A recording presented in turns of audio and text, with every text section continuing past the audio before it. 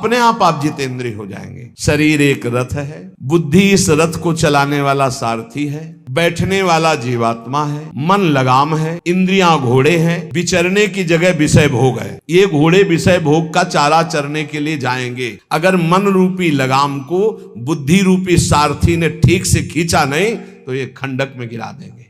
और गिरे हुए बहुत फंसे हैं और जीव इतना भोला बन चुका है कि गड्ढे में गिरा है फिर भी वो आनंदित है, वो उसी को सुख समझ रहा है, दुख को ही सुख समझकर। यही तो भगवान की विचित्र माया है। जिसे तुम सुख समझते हो वो सुख की छाया है, समझ पड़ती नहीं ये गिरधर की माया है। भयानक दुख के अंतर में वो डूबा हुआ भयानक परिणामों को प्राप्त होगा, लेकिन उसमें सुख का अनुभव कर रहा है। त्यक्त संगो जित क्रोधो लघ्वाहारो, तो अपने आप जितेंद्रिय हो जाएंगे। देख लेना, घृणा हो जाएगी यार। घृणा कौन सा ऐसा सुख है जो घृणा के योग्य ना हो। लौकिक बढ़िया से बढ़िया पदार्थ खाओ, तत्काल हम उसे वापस उलटते हैं, देखने लायक नहीं रह जाएगा। चिकनी चमड़ी केवल देखकर फंस रहे हैं, कुछ नहीं, पूरा जीवन बर्बाद हो जाता है। धर्म के लिए तो सेवन करने के लिए ठीक है, बकाया भगवत प्राप्ति के लिए जितेंद्रिय चलो, ठीक से चलो। श्री दत्तात्रेय जी महाराज कह रहे हैं, बुद्धि को परमात्म चिंतन से इतनी बलवान बनाओ कि अपनी इंद्रियों के द्वारों से घसीट कर उसे भगवान में स्थित करो। हर इंद्रिय द्वार बंद, अंतर्मुख इंद्रियों को करके परमात्म चिंतन में लग। शून्य स्वेवावकाशेषु, एकांत स्थल में कुछ देर बैठने का अभ्यास करना चाहिए। एकांत सुख मास्यताम, 24 घंटे में 48 मिनट का तो रख ही लो शांत एकांत। अपने कमरे में शयन के समय आधा पौन घंटा अगर आप निकाल पावे, बड़ा आनंद आएगा। 24 घंटे आप सेवा दिनचर्या में लगे, आधा घंटे निकाल लो या 48 मिनट शांत बैठ जाओ। बिल्कुल कोई माला नहीं, कोई क्रिया नहीं, बिल्कुल आप इस बात को देखना करके शांत बैठो, पहले बैठ जाओ। अब देखो आपका मन कहाँ है, तत्काल देखिए। जो ही शांत बैठे, अब है कहाँ? जो सामने रूप आ रहा है, चाहे वो वस्तु हो, व्यक्ति हो, स्थान हो, उसमें तुम्हारी ममता है, उससे तुम्हारा संबंध है। वस्तु, व्यक्ति, स्थान, प्रभु आ रहे हैं कि संसार का कोई वस्तु, व्यक्ति, स्थान आ रहा है? यदि कोई संसार का वस्तु, व्यक्ति, स्थान आ रहा है तो तत्काल उसमें भगवत भावना करो, या वहां से हटा के तत्काल अपने गुरु मंत्र में लगाओ, शांत एकदम बैठो। अब उस समय जांच करो कितनी बार किसका रूप आया, प्रभु का कितनी बार आया, संसार, और जिसका जितनी बार आए उससे अधिक नंबर देखिए। 5 बार तो उस पुरुष का आया, 5 बार उस स्त्री का आया, और एको बार प्रियाजू का नहीं आया। इसका मतलब अभी प्रियाजू में हमारा मन नहीं लगा, अभी यहाँ स्त्री पुरुष में, वस्तु में, व्यक्ति में, स्थान में लगा। जांच करो और हृदय में पश्चाताप करो, धिक्कार है, इतना समय हो गया एक बार भी प्रियालाल का रूप नहीं आया। यही सांसारिक रूप आ रहे हैं, ये सांसारिक वस्तुएं आ रही, धिक्कार है हमारे मन को, धिक्कार है हमारे जीवन। ये हम आपको आंतरिक बात कह रहे हैं। पूज्य भाई जी महाराज, जिस समय मन को धिक्कार दिया जाता है, जलन होती है, जब जलन होती है तो निर्मल होता है, निर्मल होता है, निष्पाप होता है, मल भस्म होता है। जो ताप अंदर मन में होता है प्रायश्चित का, उससे। अब बार बार सामने आपको जो गुरु मंत्र मिला है उसको लिखिए, कोई माला नहीं, बहुत आराम से, कोई जल्दीबाजी नहीं, 1 मिनट में 1 बार लिखेंगे। यहाँ कोई संख्या हम नहीं बोल रहे, यहाँ कोई आपको नहीं कि 108 बार करना है कि 50 बार करना, 5 बार करो केवल। हम कह रहे 5 बार आराम, शांत बैठे, खूब आराम से, बढ़िया रा, बहुत बढ़िया धा, राधा राधा। पकड़ो, कहां भाग के जा रहा है? इस वस्तु से क्या संबंध है? कितनी बार इसको छुआ है, देखा है, भोगा है, मिले हैं, सूंघा है, कितनी जन्मों में। धिक्कार तुझे मन, जो तू राधा नाम को छोड़कर, प्रियाजू के समृत में नाम को छोड़कर भाग रहा है, फिर उसे लाओ नाम में, फिर लाओ नाम में। आप देखिएगा एक दिन उसी रा और धा के बीच में प्यारी जो और प्यारे जो मुस्कुराते दिखाई देंगे। देख लेना, एक समय 24 घंटे में ऐसा निकालो जिस समय आप अपनी अंतःकरण की वृत्ति को बार बार बाहर जाते हुए घसीट कर अंतर में लगाओ। हर समय साधन में लगे हो, लेकिन एक समय इतना साधन कर, जो गृहस्थी में हम कह रहे हैं 10 मिनट शुरू करो भाई, 10 मिनट से 10 मिनट शांत होकर बैठ जाओ। 10 मिनट बैठने में क्या परेशानी, उस समय जांच करो, जहां जहां मन जाए वहां से हटाकर नाम में लगाओ। बार बार सुंदर स्वर्णिम अक्षरों से नाम लिख रहे, रंग बिरंगे अक्षरों से, रा और रंग से, बड़ी आ की मात्रा और रंग से, धा और रंग से, बड़ी आ की मात्रा और रंग से, ऊपर ऐसे खेलो, उनको खिलाओ, राधा नाम में खिलाओ, डुबाओ इसमें। आप देख लेना, हमारी बात को समझ लो। केवल ये वो बात कह रहे हैं जो आपको प्रियाजू के रूप के ध्यान में डुबो देगी। यही राधा नाम रूप प्रकाशित करेगा। तेरो रूप कहे त नहीं आवे, श्री हरिवंश कछुक जस गावे, वो रूप ये प्रकाशित कर देगा। तो कहना शून्य स्वेवावकाशेषु, एकांत स्थान में जहां आपको विक्षेप न पड़े, ऐसी वृत्ति के समय अगर आपको कोई शोरगुल सुनाई दे रहा हो, आपका अभ्यास दृढ़ नहीं, तो एक रुई को ऐसे कपड़े में करके, महीन कपड़े में 2 बना लो, ऐसे लगा लो, कान में लगा, आवाजें नहीं जाएगी। अब ध्यान करो, देखो साधन की प्रणाली। और जब अपने साधन की बात होती है ना, तो आप हजारों अलग अलग आवाज करो तो हमें बस इतना समझ में आएगा कि चिड़िया चहचहा रहे हैं, आवाजें निकल रही, बस हमारे लक्ष्य में कोई अंतर नहीं पड़ने वाला। और अगर डूबना हो गया तो आवाज भी खत्म, श्रवणेंद्रिय होते हुए भी शोरगुल नहीं सुनाई देगा। पर प्रारंभिक दशा में ऐसा चाहिए। अगर आपको बार बार विक्षेप हो रहा हो, विक्षेप तो इतना कि घड़ी का टक टक भी बर्दाश्त नहीं होता, मन है ध्यान में बैठे ना, वो पहली बार एक खिड़की खुला है, खिड़की खुला है, खिड़की, अब उठो, पहले खिड़की बंद करके आओ। ये इसको बैठते ही देख लो कि कोई ऐसा प्रश्न तो नहीं कर रहा कि अमुक कोई बात हो, उसको निपटा दो पहले। हम सबसे पहला काम करते थे, अगर राधा वल्लभ जी के दर्शन करने जाने हो, हमें इत्र खरीदना, तो सबसे पहला काम हम इत्र खरीदेंगे। क्यों? ये दर्शन नहीं करने देगा, इत्र खरीद। बार बार कहेगा इत्र हमें दर्शन में नहीं डूबने देगा, तो पहले हम वो काम सब कर लेते थे जो राधा वल्लभ जी के दर्शन के बाद कर। अब दर्शन में तो केवल दर्शन। ऐसे ही जब हम ये जो 20 मिनट 30 मिनट 40 मिनट समय की बात करें, इसमें जब आपको समय देना हो तो कृपया मन के लिए कोई काम मत छोड़ना, वो बिल्कुल फुर्सत वाला। इसलिए हम कह रहे हैं सोने जाने के समय कि अब हम शयन करने जा रहे हैं, उस समय आप समय दीजिए। और अगर ये पहले ही बार में कह दे कि अमुक अमुक अमुक, तो तुरंत सुधार दीजिए, नहीं पूरे ध्यान में वही चलाएगा। वो बहुत बहुत ही विघ्नकारी रहता है जब तक निर्मल नहीं हो जाता। और जिस समय नाम पकड़ने लगता है, ऐसा आनंद आता है कि केवल रोने का मन करता है। आप इसको करिएगा जरूर, एकांत स्थल पे करिएगा। और जब ये करने विघ्न करे तो कान में श्रवण होता रहता है शोरगुल। तो ये हमने किया है प्रारंभ में, रुई में ऐसे, और एक महीन कपड़ा का बना के ऊपर कपड़ा से ऐसे और ऐसे खूब ठास के भर ले, अब आवाजें ले जाएगी, अब अंदर राधा राधा राधा, आनंद आएगा। ये प्रारंभिक है, ये आगे चल के इनकी जरूरत नहीं पड़ती अंतर्मुख होने पर। तो एकांत स्थल में जब इस तरह से साधना की जाती है तो उपासक का चित्त भगवदाकार होने लगता है। कह रहे हैं वही सच्चा सन्यासी है। श्री दत्तात्रेय जी महाराज कह रहे हैं वागदंड, जिसने वाणी को, वागदंड मौन में स्थित कर दिया। वागदंड यही प्रपंच की वार्ता नहीं बोलनी, भगवद वार्ता केवल बोलनी, वाणी को दंडित करो। ये बहुत चटर चटर प्रपंच की बातें करती, नाम जपने में इसको थकान लगती है, प्रपंच की बातें करने में नहीं। इसलिए इसको मौन के द्वारा वाणी को शासन में रखो, या तो भगवत चर्चा या मौन। दूसरा कर्म दंड, जो सन्यासी होता है वो निष्कर्म अवस्था की तरफ बढ़ता है। प्रापंचिक कर्मों को करते हुए भगवान नाम स्मरण करके यदि कर्म समर्पण कर दिया जाए तो वही गति प्राप्त होती है। ये तो सर्वाणि कर्माणि मयि सन्न्यस्य मत्पराः, प्रापंचिक कर्म है, व्यापार, नौकरी आदि नाना प्रकार के। लेकिन इन कर्मों को भगवत स्मरण करते हुए किया जाए, भगवत समर्पित कर दिया तो वही गति प्राप्त होती है जो निष्कर्म अवस्था तो प्राप्त सन्यासी की होती है।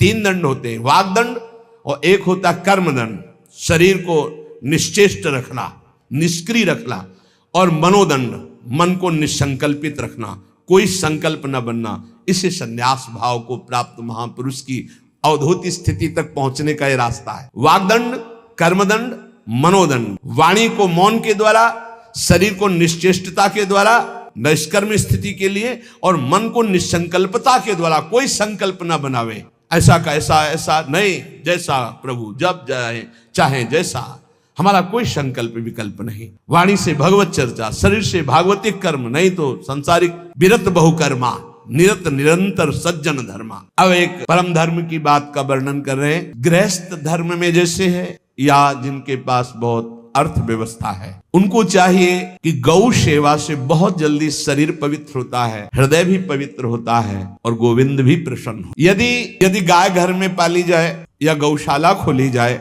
और गौओं की सेवा की जाए, जिनके पास अर्थ है, भाव है, भगवान स्वयं श्री कृष्णचंद्र जी ने गौ सेवा स्वीकार की, गौवें चराई। गौओं की परिक्रमा करने से, जैसे आप प्रभु के बिहारी जी के मंदिर की 4 परिक्रमा करें तो जो फल आपको मिलेगा, वही गाय की 4 परिक्रमा कर ले तो आपको प्राप्त हो जाएगा। गौ की प्रदक्षिणा से, गावः प्रदक्षिणी कार्यावंदनीया ही नित्यशः, जो रोज गाय को प्रणाम करता है और गाय की प्रदक्षिणा करता है तो भगवत प्रदक्षिणा का उसे फल प्राप्त होता है। जहां गौएं विराजमान होती हैं वो बड़ा पवित्र दिव्य तीर्थ स्थल माना जाता है। गौएं जहां विराजमान रहती, गौशाला में भजन करे तो कई गुना बढ़कर के प्राप्त होता है। स्वयं ब्रह्मा जी ने गौओं को दिव्य गुणों से विभूषित बनाया है। गाय के गोबर से जहां लेपा जाता है वहां जिस देवता का आवाहन करोगे वही देवता आकर विराजमान हो जाएगा। अपवित्र भूमि में भी यदि गाय के गोबर का लेप कर दिया जाए तो परम पवित्र मानी जाती है। गाय बहुत पवित्र, जहां वो बैठती है, जहां वो मूत्र त्याग करती, गोबर त्याग करती, वो स्थान तीर्थ तुल्य पवित्र माना जाता है। भगवान जब गाय के पीछे पीछे चलते तो गोरज उड़कर उनके मस्तक पर विराजमान होती, उनके मुखार बिंद पर विराजमान। बाल गोविंद के अनिष्टों को दूर करने के लिए गाय के पूंछ को उनके ऊपर से झाड़ा देती थी मैया। जब गुरु मंत्र वैदिक सिद्धांत से दिया गया था पहली बार तो पंचगव्य पिलाया गया था। गोमूत्रम गोमयम, कितना भी बड़ा पापी हो अगर पंचगव्य पिलाया जाए तो वो वैदिक मंत्रों को स्वीकार करने लायक हो जाता है, पवित्र हो जाता है। पंचगव्य में पांचों चीजें गाय की होती है। गाय का मूत्र, गाय का गोबर, गाय का दूध, गाय का दही और गाय का घी, ये पांचों मिलाकर पंचगव्य पिलाया गया था। पहली बार जब वैदिक मंत्र दिया गया था तो पंचगव्य बनवाया था गुरुदेव भगवान ने संन्यास, और वो पिलाया था। ये पंचगव्य पिलाने से अपवित्रता का नाश होकर पवित्रता का संचार होता है। इसलिए धन्य है उनका जीवन जो गौ सेवा परायण है भगवत भाव से। गाय में साक्षात भगवान का भाव रखकर गौ सेवा करते हैं। यदि घर में गाय बंधी है और भूखी है और प्यासी है तो तुम्हारे सारे पुण्य नष्ट हो जाएंगे। अगर घर में रजस्वला कन्या बहुत काल तक है और उसका विवाह आप नहीं कर रहे हैं तो आपके सारे सुकृत नष्ट हो जाएंगे। यदि घर में ठाकुर जी विराजमान है, कर का पहनाया हुआ माला सुबह तुमने देख लिया तो तुम्हारे सारे पुण्य नष्ट हो जाएंगे, क्योंकि शयन कराते समय तुमने उतारा नहीं, अर्थात तुम सेवा में प्रमाद करते हो। तो देवतास्त चंद्रमाल्य हंति पुण्यम पुराकृतम, जैसे सुबह श्रृंगार किया तो रात्रि के शयन के समय वो हटा लेने चाहिए माले। जब हम शयन कराते हैं तो भले पुष्प शैया पे शयन कराएं पर माला नहीं धारण। श्रृंगार का माला अगर दूसरे दिन दर्शन किए क्यों पहने ठाकुर जी तो तुम्हारे सुकृत नष्ट हो जाएंगे। गाय बंदी हो घर में, वो प्यासी है और भूखी है, तुम्हारे सुकृत नष्ट हो जाएंगे, क्योंकि तुम्हारे पास सेवा करना चाहिए। यदि गाय हरी हरी घास चर रही कहीं और तुमने डंडा ऊपर प्रहार किया और लाठी मारी तो तुम्हारे पितर खोपड़ी के बल नरक जाने के लिए तैयार हो गए, ये लिखा। इसीलिए क्या भारत से कहीं किसी की तुलना हो सकती है जहां गौ को माता की पदवी दी गई, जहां गौ को हम आराध्य देव के रूप में मानते हैं, आराधना करते हैं। गौ रक्षा, गौ सेवा, ये बहुत बड़ा इसमें छुपा हुआ है। स्वयं भगवान अवतरित होकर गौ रक्षा, जब गाय के रूप में पृथ्वी रमाती तो भगवान का अवतार हुआ है। बड़ा विचित्र समय आता चला जा रहा है कि अब आधुनिक यंत्रों की ऐसी सेवाएं हो गई बड़ी बड़ी कि अब न बैल की जरूरत है और ऐसे दूध की महंगाई बन गई कि अब देसी गाय 2 लीटर 3 लीटर 4 लीटर और ऐसी ऐसी कि 20-20 25-25 लीटर दे तो कौन देसी गाय को। गौओं का सेवा का भावना शास्त्र आज्ञा करता है कि जो ही तुम्हारे गृहस्थ में घरों में पहले होता था, अब तो भगवान जाने, ही पहली रोटी तवा में गई तो वो निकाल करके पक्की रखी जाती थी गौ ग्रास के लिए, पहला रसोई में। तो इसमें लिखा प्रतिदिन स्वभोजनम, पहले स्वयं भोजन न करके गाय के लिए ग्रास निकालना चाहिए। तो जिनके पास अर्थव्यवस्था जो गृहस्थ धर्म में है या जिनके पास अर्थ है, कुछ रोज 1 रुपया निकालो। हम कह रहे रोज निकालो तो महीने में 30 रुपया होते, 30 रुपया में एक गाय को हरी घास तो एक टाइम पवा ही सकते हो ना, बहुत नहीं है तो 1-1 रुपया निकाल के अगर एक गाय को चारा दोगे तो एक बार का भोजन तो हो ही सकता है। 30 रुपया में हरी घास जाकर के उसके दावा एक बार तो पवा दोगे ना। पूर्वक गाय को 1 ग्रास भोजन में 1 रोटी तो निकालना चाहिए गाय के लिए, ऐसा शास्त्र आज्ञा कहता है। जो ऐसा करता है अपने आहार से 1 रोटी निकाल कर गाय को देता है और स्वयं 3 रोटी भले पाले 1 रोटी गाय को दे दी तो बोले उसकी दुर्गति नहीं होगी, अर्थात उसके अंदर भाव बढ़ता चला जाएगा, वो भगवान की भक्ति। और जो प्रतिदिन गौ ग्रास निकालता है, अर्पित करता है, उसको अग्निहोत्र करने का फल मिलता है, उसके पितरों को तृप्ति मिलती है और समस्त देवताओं के पूजन का फल मिल जाता है जो गौ ग्रास निकालता है। जो मूर्ख मनुष्य, जैसे अब गाय दूध नहीं दे रही, मार डंडे मार रहे हैं, इंजेक्शन लगा रहे हैं, ऐसे वैसे कर रहे हैं, उसको ताड़ना दे रहे हैं, तो बोले जो मूढ़ बुद्धि मूर्ख मनुष्य यो वही ताड़ते यष्ट्याधेनुम मर्त्यो विमूढ़धि, वो गाय को लाठी से मारता है, डंडे से मारता है, हाथों से मारता है तो धर्मराज जी पहले अपने नरक में ले जा करके उसके कहते थोड़े थोड़े तिल तिल करके पहले इसके हाथ काटो, मरना है नहीं वहां। अब आराम आराम से थोड़े थोड़े पहले हाथ वर्जिता है, इन्हीं हाथों से गाय को मारा था ना, ऐसे थोड़ा थोड़ा काटा जाता है उसके हाथ। कर वर्जिता हा, उसके दोनों हाथ काट करके थोड़े थोड़े। जो गौ के शरीर को स्नान कराता है, गौ के शरीर को कीट आदि से मच्छर आदि से रक्षा करता है, और खूब अच्छा अच्छा पदार्थ गौ को, केवल दूध के लोभ से नहीं, ये हम गौ सेवा की बात कर रहे हैं, ये कि नहीं वहां 10 लीटर दूध देती तो हाथ फेरो, जब दूध नहीं देती है तो चारा भी ठीक से नहीं दे रहे, और उसके ये स्वार्थी हो, गौ सेवा का बात नहीं। वो दूध का लोभी केवल व्यापार की बात करता है। गौ सेवा का तात्पर्य है गौ सेवा केवल, खूब बछड़े को पिला दिया प्रसाद रूप से, जो दूध मिला उसका अपने सेवन की, वो बात तो अलग है। अब बछड़े को तो जरा सा केवल पिन्हाने के लिए कर दिया, और खूब सारा दूध लीटर में नाप करके जा रहा है, और उस समय तक तो खवाओ पियाओगे ही खूब अच्छे से। उसके बाद जब दूध देना बंद किया तो उसका आदर सत्कार खत्म, खोल के बाहर ऐसे वो प्लास्टिक खाते घूम रही है, तो ये गौ सेवा नहीं मानी जाएगी, वो स्वार्थ पूर्ति मानी जाएगी। जो सदैव गौ सेवा करता है, उसके डांस मच्छर हटाता है, स्नान कराता है, पीठ में हाथ फेरता है, उसके पूर्वज पितर होते हैं, वो नाच पड़ते हैं, उनका मंगल होना शुरू हो जाता है कि हमारे वंश में गौ सेवक पैदा हुआ, बड़ा भाग्यवान है, और वो गौ के द्वारा हमें तार देगा, ऐसा भाव। गौ सेवा हमारे सनातन धर्म में बहुत बड़ा स्थान गौ सेवा का है। पर एक बात ध्यान रखें,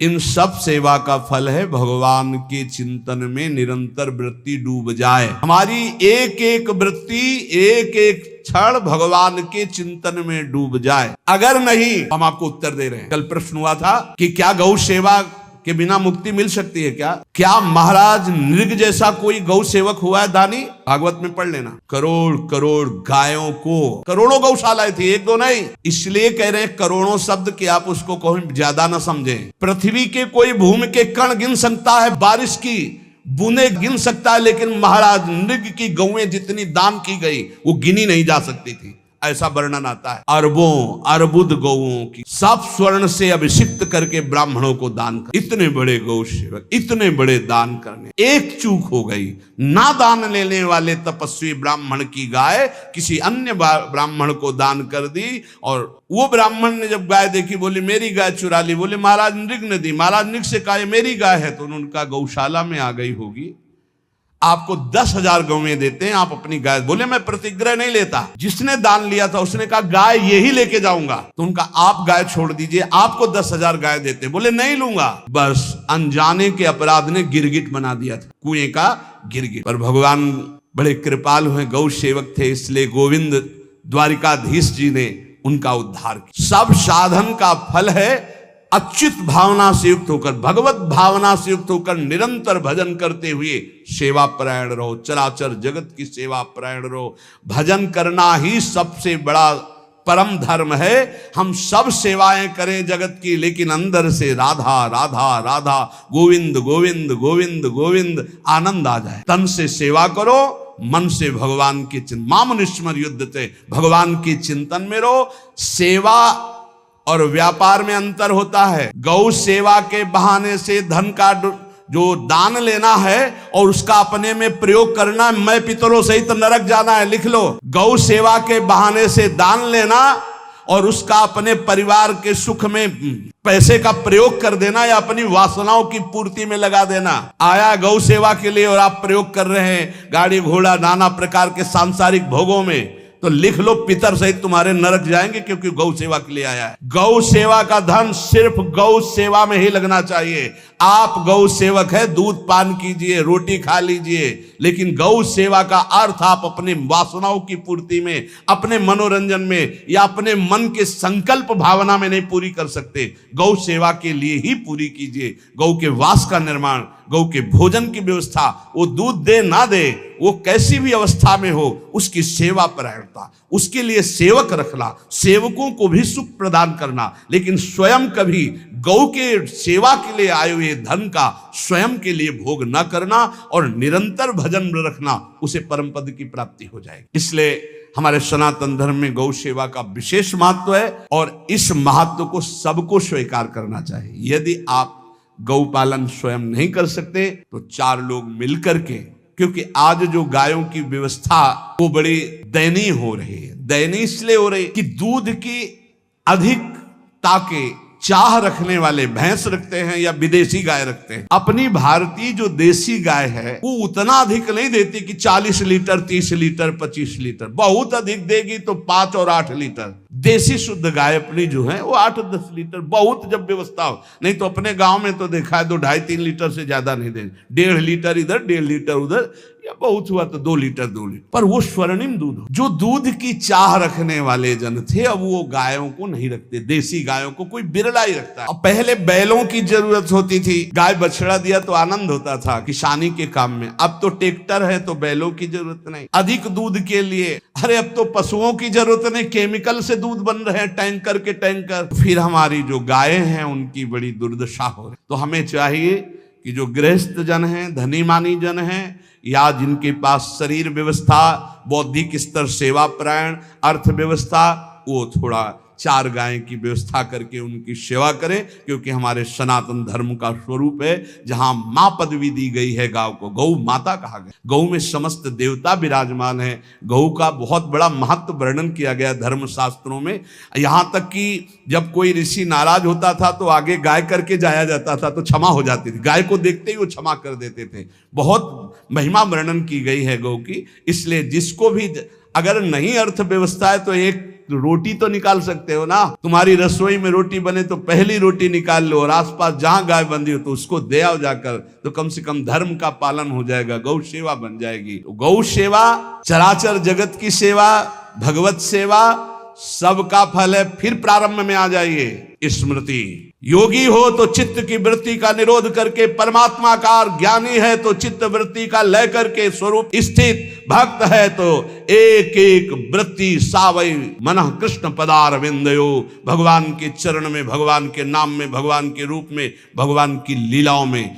स्मृति अगर नहीं तो सब साधन अधूरा, और स्मृति तो हर साधन पूरा। इसलिए एक बार कमर कस लो, चाहे जगत की सेवा करो, चाहे जिस कार्य में लगे हो, तुम्हारी स्मृति प्रभु में लगी हो। स्मृति के बिना हम जीवन का कोई महत्व नहीं समझते। स्मृति विहीन जीवन सब व्यर्थ। इसीलिए उन परमहंसों के चरणों में स्वयं भगवान चरण रज लेने के लिए पीछे डोलते हैं, जो ना कोई प्रतिज्ञा, ना कोई चाह, ना कोई इच्छा, निरंतर भगवदाकार वृत्ति, निरपेक्षम, मननशील, द्वंद्व विमुक्ता, जो शांत हैं, जो किसी से वैर नहीं रखते, भगवदाकार वृत्ति, उसी मार्ग के आप पथिक है। सर्वतो भावेन, अपने मन को समेट लो धर्म और कर्म दोनों से, और साब त्यज लोक धर्मान, और परम धर्म का सेवन करते हुए समस्त चराचर जगत को भगवत स्वरूप निरखते हुए इसी जन्म में परम पद को प्राप्त हो जाओ। सत्संग का सार हमारा शरीर है, इससे सेवाएं बने,